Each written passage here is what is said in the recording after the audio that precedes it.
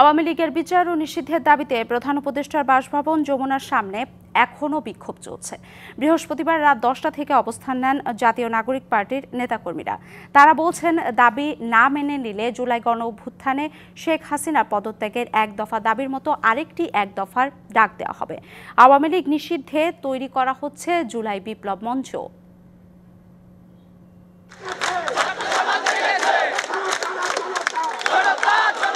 জুলাই গণহত্যায় আওয়ামী লীগের বিচার ও রাজনৈতিক কার্যক্রম নিষিদ্ধের দাবিতে বৃহস্পতিবার রাত থেকে প্রধান উপদেষ্টার বাসভবন যমুনার সামনে জাতীয় নাগরিক পার্টির নেতাকর্মীদের অবস্থান। যোগ দেন জুলাই গণ অভ্যুত্থানে অংশ নেওয়া ছাত্র জনতা। গণ অভ্যুত্থানের 9 মাস পরেও আওয়ামী লীগের বিচার ও দলটিকে নিষিদ্ধ করার বিষয়ে অন্তর্বর্তী সরকারের ভূমিকা নিয়ে প্রশ্ন তুলেন তারা।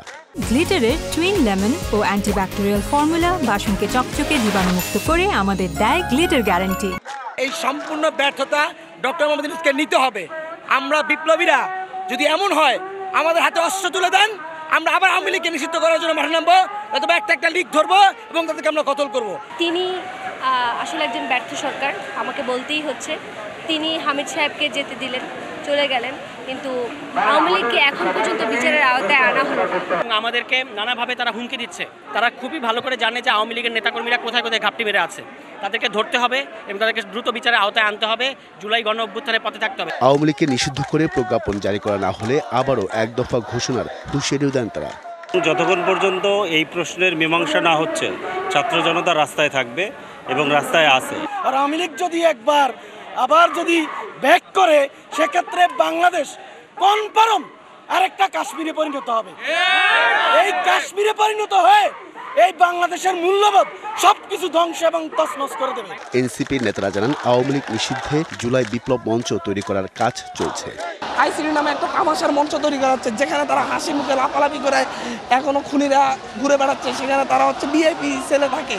আমরা মনে করি আইসিটি ট্রাইব্যুনালকে অবশ্যই শক্তিশালী করতে এবং দ্রুত বিচার করতে হবে।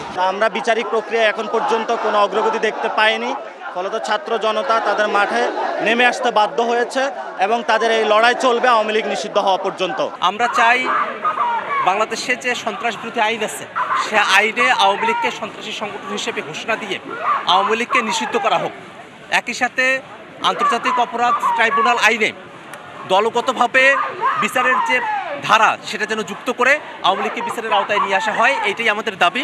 এদিকে আওয়ামী লীগের সহযোগী সংগঠন যুবলীগ ও স্বেচ্ছাসেবক লীগ নিষিদ্ধ হচ্ছে বলে ফেসবুক পোস্টে জানিয়েছেন স্থানীয় সরকার উপদেষ্টা আসিফ মাহমুদ সজীব ভুঁইয়া। Ariful Islam, DBC news, Dhaka.